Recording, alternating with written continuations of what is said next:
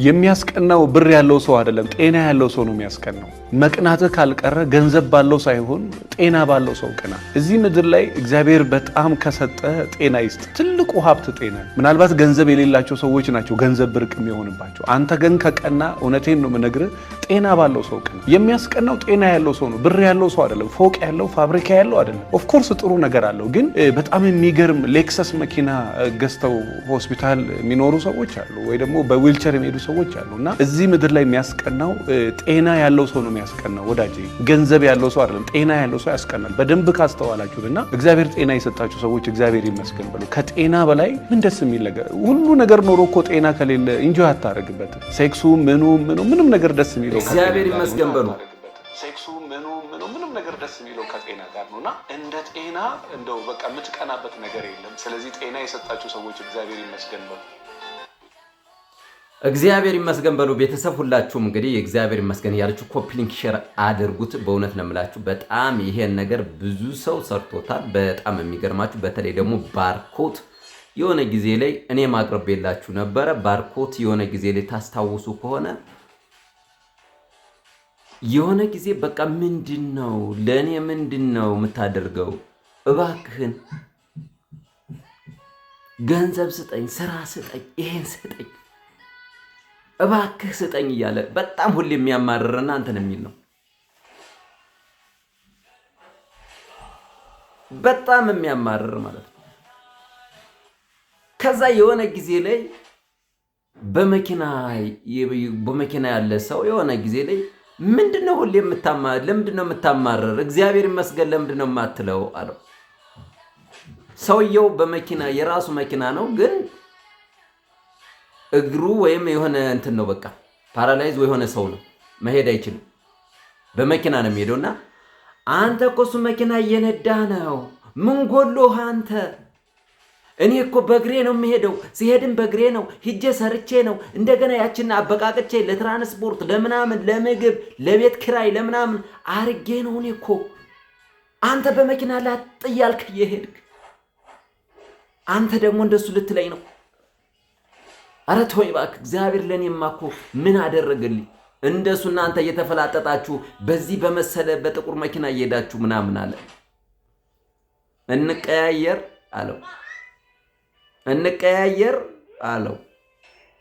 በእውነት ያዙልኝ። ይሄ በጣም አስተማሪ ነው። የእውነት እምላችሁ እግዚአብሔር ይመስገን በሉ ነው እምላችሁ። ላላችሁ፣ ለሰጣችሁ፣ ለሁሉ ነገር ለተደረገላችሁም ላልተደረገላችሁም እግዚአብሔር ይመስገን በሉ። ኮፕሊንክ ላይ እግዚአብሔር ይመስገን በሉ።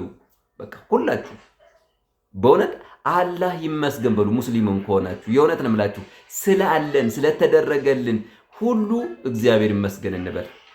ምን አልከኝ አለው። እንቀያየር አለው። አንተ ሂደህ አስተናጋጁ ነህ፣ እዛ ላይ ሰርተህ ካለቃ ጋር ተነጋግረህ እንደገና የቤት ክራይ፣ የትራንስፖርት፣ የምናምን እሱ ነው አሁን አንተ እንትን ያስባለህ አለው። እንቀያየር፣ የኔም መኪና ውሰድ፣ እኔ ደግሞ ያንተን ልውሰድ አለው። እንደሱ ጤነኛ ሆኖ ማለት ነው። እንደሱ ጤነኛ ሆኖ ሰርቶ የትም ተንቀሳቅሶ ሄዶ እኮ ነው።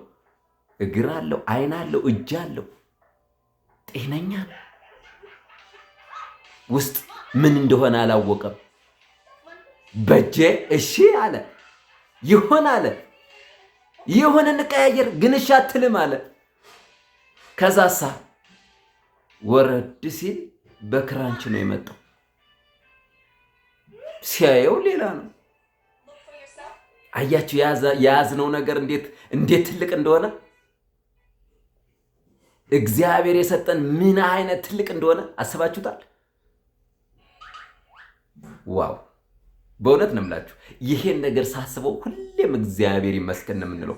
በቃ እምለው እኔ ላደረገልን ይሄ ሁሉ ነገር ስለሰጠን፣ እግር ሰጥቶን እኮ ነው ያን ሁሉ የምንንቀሳቀሰው። ጤነኛ ሆነን እኮ ነው።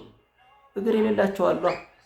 አዎ ብዙ የጎደለን አለ፣ ብዙ በሽተኞች አለን። አልጋ ላይ ማን እንቀሳቀሳለን? ብርሃን የፀሐይ ብርሃን ማናያታለን። እቺ አዎ ዓለም ምን እየሰራች እንደሆነ ማናያለን በአይናችን። አይናችን ብቻ ነው። አፋችን ማይናገራለ፣ ጆሮአችን ማይሰማለ። ቤተሰብ ይሄን ሁሉ አስቡት። ይሄ ሁሉ ስለተደረገላችሁ ግን እግዚአብሔር ይመስገን በሉ። ምን አለ? አይ ሄዳችሁ ባርኮትን ማየት ትችላላችሁ። አሁንም ቢሆን ወንድማችን በእውነት ነው የምላችሁ በጣም አነቃቂ እንትን በመናገር የምታውቁት ነው። በጣም ምርጥ ወንድማችን ነው።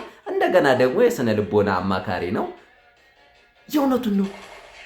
ስላለን እግዚአብሔር ይመስገን ማለት አለብን። አልፈልግም አለ ባርኮት። አልቀይርም አለ።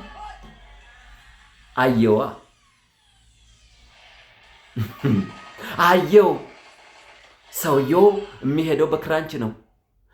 ምንም መንቀሳቀስ አይችልም። ጤነኛ አይደለም።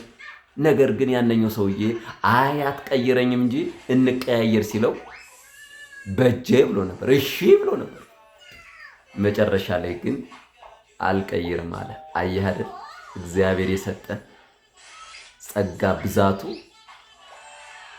ይዘነው ግን አንድም ቀን አመስግነው ነው አናውቅም። በዚህ ዙሪያ አንድ ነገር ልጨምርላችሁ።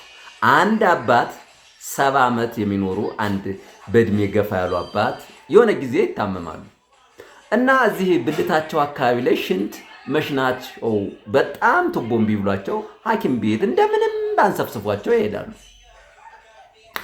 እዛ ዶክተሩ እንደምንም ብሎ ያንን ነገር አደረገና በቃ እዛ በኋላ ያንን ነገር ተደረገ። ይበሉ እንግዲህ ይህን ያህል ብር ይከፍላሉ አብሎ የሆነ በዛ ያለ ብር ሲጠይቃቸው ይህን ያህል ብር? አዎ